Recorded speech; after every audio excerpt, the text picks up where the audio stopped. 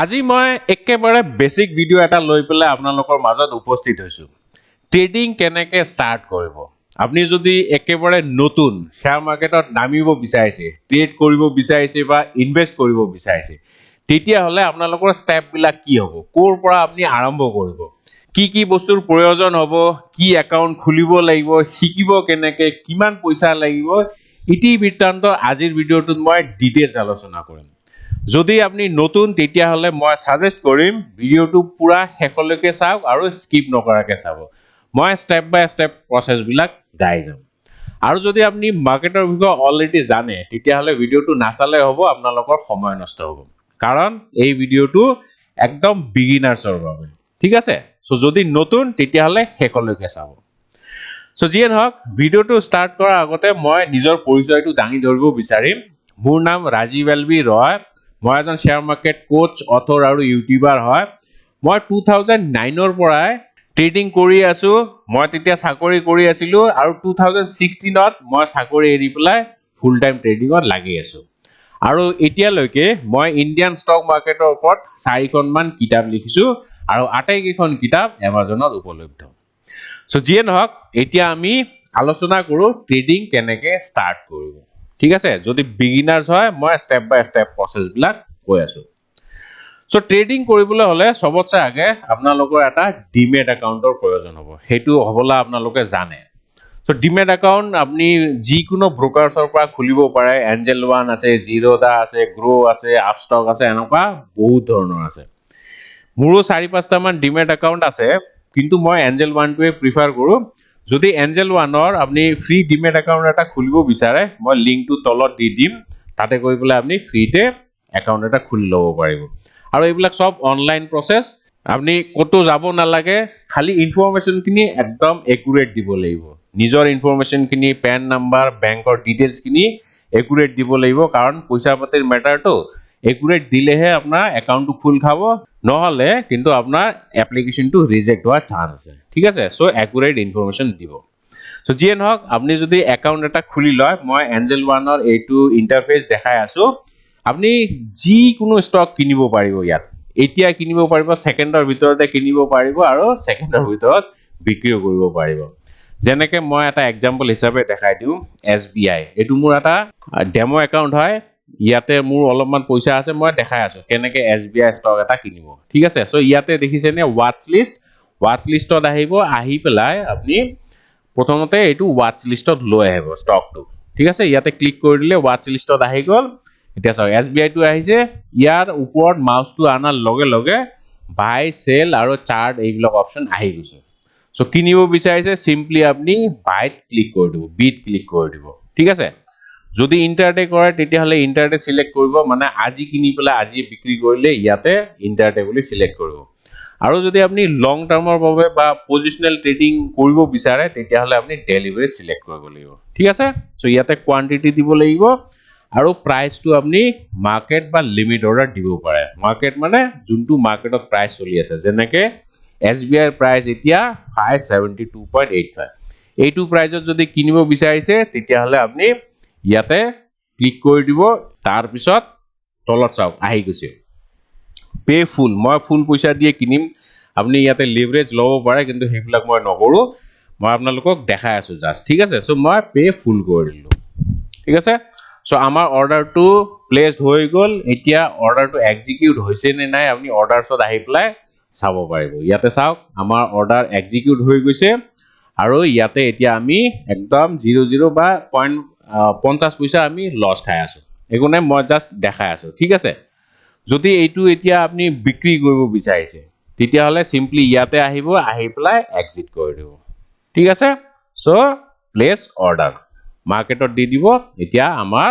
Stock কিনি cell হৈ যাব ঠিক আছে অৰ্ডাৰ প্লেস হৈ গল এতিয়া চাওক পুৰা 00 হৈ গল আমাৰ অৰ্ডাৰ হিষ্ট্ৰীত গৈ পেলাই আপনি চাব পাৰে ইয়াতে চাওক অৰ্ডাৰ বাই এবাৰ হৈছে সেল এবাৰ হৈছে ঠিক আছে সো এনেকৈ একদম সিম্পল প্ৰসেস হয় অনলাইনে আমি কিনা বেচা কৰিব পাৰো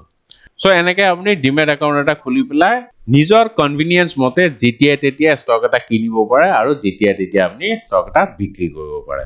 সো মোবাইলত আপনি কেনেকৈ ষ্টক এটা কিনিব তাৰো মই ডেমো অলৰেডি বনাইছো মোৰ যোনটো ইউটিউব চেনেল আছে ইয়াতে আহি পেলাই আপুনি চাব পাৰিব এঞ্জেল 1ত আপুনি কেনেকৈ ইণ্টাৰডে বা সুইং ট্ৰেড কৰিব ঠিক আছে এই ভিডিঅ'টো আপুনি চাব পাৰে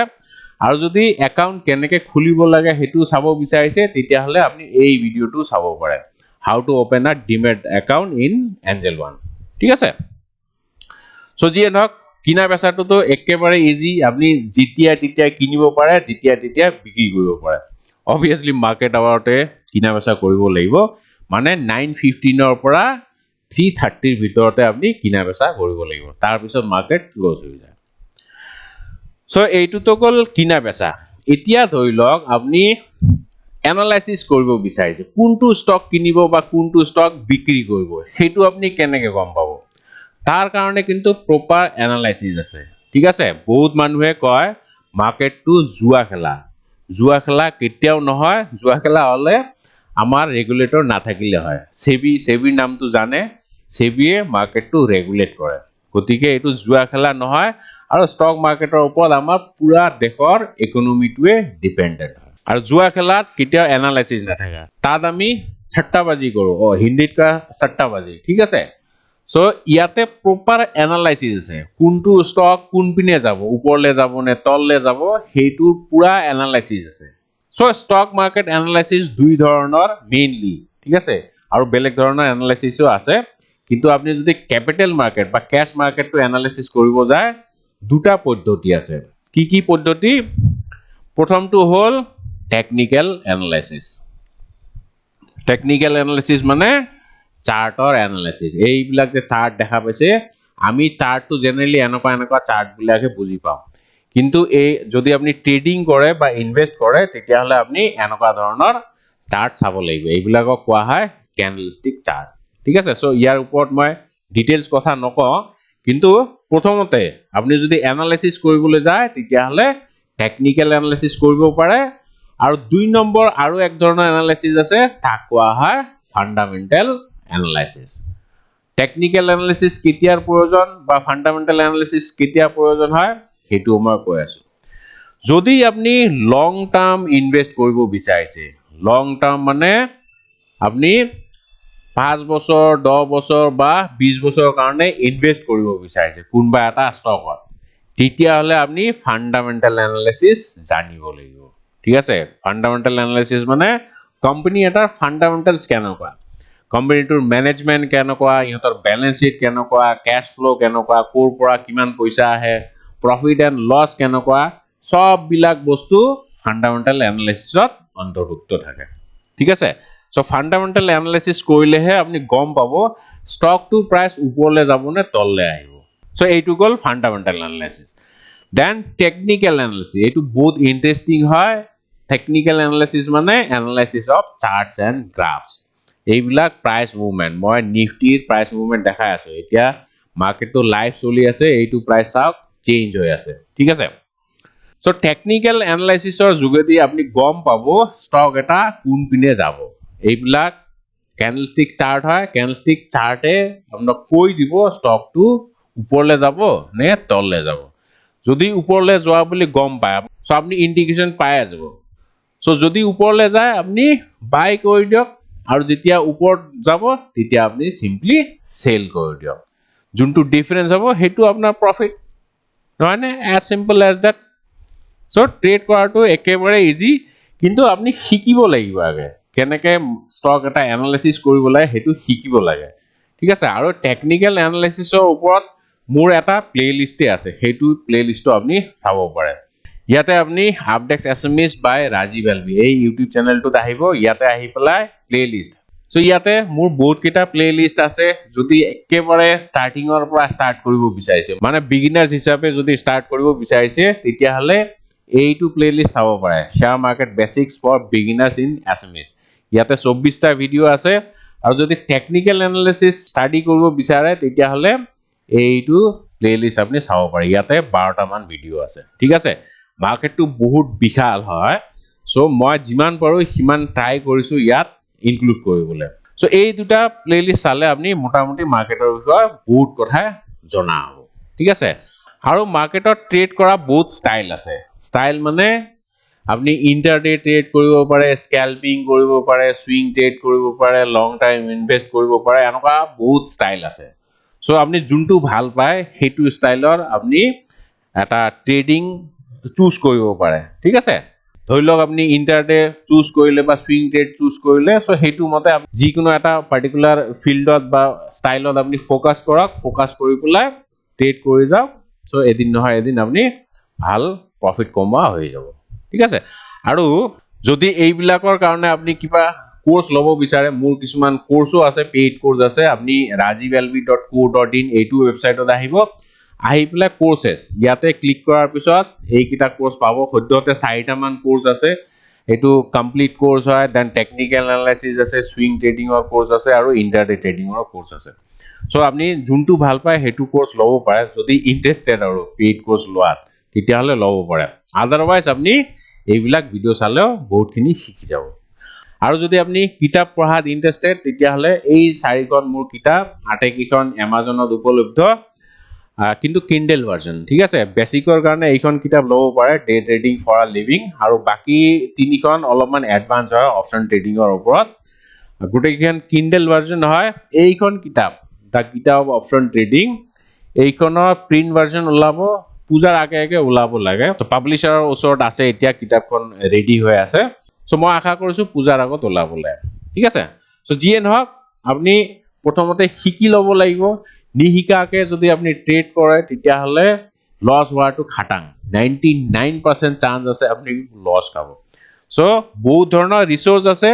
ফ্ৰী ৰিসোৰ্সৰ ভিতৰত ইউটিউব তো বহুত পপুলাৰ হয়, সবে ইউটিউব চাই আজিকালি। সো ইউটিউবত আপনি চাব পাৰে,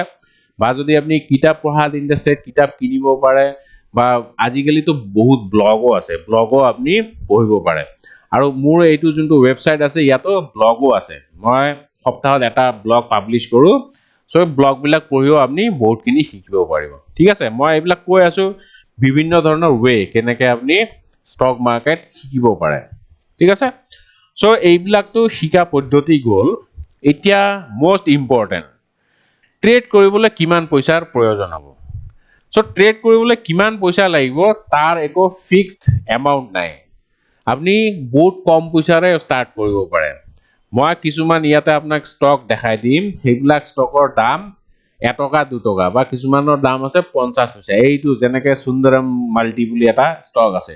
এইটো ষ্টক প্ৰাইস কিমান 2 টকা 60 পইচা। তাৰমানে আপোনাৰ ডিমেট একাউণ্টত যদি 2 টকা 60 পইচা থাকে তেতিয়াও আপনি এই ষ্টকটো কিনিব পাৰে, ঠিক আছে। তাৰ পিছত চাওক এইবিলাক ষ্টক যে আছে, বাজাজ হিন্দ বুলি, এইটো 23 रुपीजৰ। সো স্টাৰ্ট কৰিবলৈ আপনি বহুত কম এমাউন্টৰ পৰা স্টাৰ্ট কৰিব পাৰে। যেনেকে এইটো মংগলম ইন্ডাষ্ট্ৰিয়েল ফিনান্স বুলি আছে, এইটো 4 টকা 11 পইচা। সো এনেকুৱা ষ্টকও কিনিব পাৰে। যদি শিকিব বিচাৰিছে বহুত কম পইচাৰে শিকিব পাৰে, কিন্তু মই সাজেষ্ট কৰিম আপনি ডিমেট একাউণ্টত প্ৰথমতে অলপমান পইচা ভৰাই লওক। অলপমান মানে আপনি 1000 মান ভৰাই লওক, ভৰাই পেলাই তাৰ পৰা প্ৰফিট কমোৱাটো এক্সপেক্ট নকৰিব। আপনি শিকিবলৈ সেইটো পইচা ইউজ কৰক, ঠিক আছে। সো পইচাটো ভৰাই লওক, কেনেকে বাই কৰিব লাগে, কেনেকে সেল কৰিব লাগে, ষ্টপ লস বুলি এটা বস্তু আছে টেকনিক্যাল এনালাইসিসত, সেইটো কেনেকে লগাব লাগে সেইবিলাক আপনি শিকি লওক। তাৰ পিছত আপনি যেতিয়া জনা বুজা হ'ব তেতিয়া আপনি অলপ বেছিকে পইচা ভৰাব। কিন্তু মই সাজেষ্ট কৰিম ইনিশিয়ালি আপনি বেছি পইচা ডিমেট একাউণ্টত ভৰাব নালাগে। আপনি কম পইচা ভৰাই পেলাই আগে শিকি লওক। আৰু আপনি যদি বিচাৰে তেতিয়াহলে পেপাৰ ট্ৰেডিংও কৰিব পাৰে। পেপাৰ ট্ৰেডিংৰ কাৰণে এইটো ট্ৰেডিং ভিউৰ এটা এপও আছে, এই এপটোতো আপনি পেপাৰ ট্ৰেড কৰিব পাৰে। সো ইয়াতে আপনি ফ্ৰীতে $1,00,000 পাই যাব, ঠিক আছে। সো এনেকে আপনি স্টার্ট কৰক। কিন্তু মই বাৰে বাৰে ৰিপিট কৰি কম কথাটো, শিকিব লাগিব। নিশিকাকে কেতিয়াও মানুহে ট্ৰেড কৰিব নোৱাৰে, সেইটোতো মিছা কথা। আপনি যিকোনো ৰিসোৰ্স ইউজ কৰক, ৰিসোৰ্স ইউজ কৰি পেলাই আপনি শিকক, ঠিক আছে। সো এতিয়া মই অলপমান সামাৰাইজ কৰি দিওঁ। সো প্ৰথমতে আপনি কি কৰিব, ডিমেট একাউণ্ট এটা খুলিব। ডিমেট একাউণ্ট এটা খুলি পেলাই তাত 1000 টকা এটা ভৰাব। মই এটা এক্সাম্পল হিচাপে কৈছো, যদি 1000 টকা নাই আপনি 500 টকাও ভৰাব পাৰে। ভৰাই পেলাই সৰু সুৰা ষ্টক বিলাক কিনি চাওক, ঠিক আছে। 50 টকা 60 টকা বা 100 টকীয়া ষ্টক বিলাক কিনক, বা আপনি যদি সেইবিলাক ষ্টক কিনিবলৈ অলপ ভয়ো খাইছে তেতিয়া 10-15 টকীয়া ষ্টকো কিনিব পাৰে বা 3-4 টকীয়া ষ্টকো কিনিব পাৰে সেইবিলাক অকল শিকিবলৈহে দেই মই সেইবিলাকত ইনভেস্ট বা ট্ৰেড কৰাটো ৰেকমেন্ড নাই কৰা কেনেকে কিনিব লাগে কেনেকে সেল কৰিব লাগে হেতু শিকক কম পইচাৰে শিকক আৰু তাৰ পিছত আপুনি বেসিক খিনি শিকি লব মাৰ্কেটৰ বেসিক শেয়াৰ মাৰ্কেটৰ কিছুমান টাৰ্মিনোলজি আছে সেইখিনি আপুনি আগে জানিব লাগিব বুলিশ কি বেয়াৰিশ কি মাৰ্কেট অৰ্ডাৰ কি পোৰ্টফোলিও কি হয় সেইবিলাক আপুনি আগে শিকিব লাগিব সেইখিনি শিকি লওক আপুনি ইউটিউবত চাইও শিকিব পাৰে বা আপুনি ব্লগ পঢ়িও শিকিব পাৰে তাৰ পিছত আপুনি মাৰ্কেট এনালাইসিস কেনেকে কৰিব লাগে ফান্ডামেন্টাল এনালাইসিস বা টেকনিক্যাল এনালাইসিস কেনেকে কৰিব লাগে হেতুও আপুনি শিকিব পাৰে যদি ইন্টাৰডে বা সুইং ট্ৰেড কৰিব বিচাৰিছে বা স্ক্যাল্পিং কৰিব বিচাৰিছে তেতিয়া হলে আপুনি টেকনিক্যাল এনালাইসিস শিকিবই লাগিব আৰু যদি আপুনি লং টাৰ্ম ইনভেস্ট কৰিব বিচাৰিছে যে মই এইবিলাক জঞ্জাট নলও মই বহুত দিনৰ কাৰণে ষ্টক কিনি পেলাই থৈ দিম তেতিয়া আপুনি ফান্ডামেন্টাল এনালাইসিস শিকিব লাগিব ঠিক আছে সো এনেকে শিকি পেলাই ইনিশিয়ালি আপুনি প্ৰফিটৰ এক্সপেক্ট নকৰিব শিকাত অলপমান গুৰুত্ব দিয়ক যিমান ভালদৰে শিকিব সিমান ভাল পইচা আয় কৰিব পাৰিব ঠিক আছে কিন্তু ভালকে শিকিব লাগিব আগে অধৈৰ্য হৈ পেলাই নহয় ধৈৰ্য সহকাৰে শিকিব লাগিব শিকি পেলাই আপুনি মাৰ্কেটত নামি যাওক আৰু এটা সময়ত আপুনি চাব আপুনি ধুনিয়া ট্ৰেড কৰিব পাৰিছে যদি আপনি 1000 টকাটো 2000 বনাব পাৰিছে তেতিয়া হলে আপনি 1 লাখ টকাটো 2 লাখ বনাব পাৰিব 1 কোটিটো আপনি 2 কোটি বনাব পাৰিব নহয় নে গতিকে শিকা দাগে গুৰুত্ব দিয়ক কম পইচাৰে শিকক তাৰ পিছত আপনি পইচাটো লাহে লাহে বঢ়াই যাব ঠিক আছে সো এইকিটা স্টেপ ফলো কৰি পেলাই আপনি শেয়াৰ মাৰ্কেটত ট্ৰেডিং বা ইনভেষ্টমেন্ট স্টাৰ্ট কৰিব পাৰে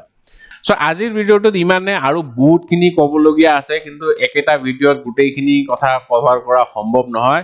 ভিডিওটো কেনেকুৱা পাইছে প্লিজ কমেন্ট কৰি পেলাই জনাব যদি ভাল পাইছে ভাল বুলি লিখি দিব আৰু যদি বেয়া পাইছে বেয়া বুলিও লিখিব পাৰে মই বেয়া নাপাওঁ ঠিক আছে কিন্তু আপনি কিবা এটা কমেন্ট লিখিব আপোনালোকৰ সহাৰি পালে বিৰাট ভাল লাগে ভিডিও এটা বনাওতে কষ্ট হয়তো আপোনালোকৰ কমেন্ট বিলাক পালে ভাল লাগে সো যিয়ে নহওক আজিলে ইমানে জয় আই অসম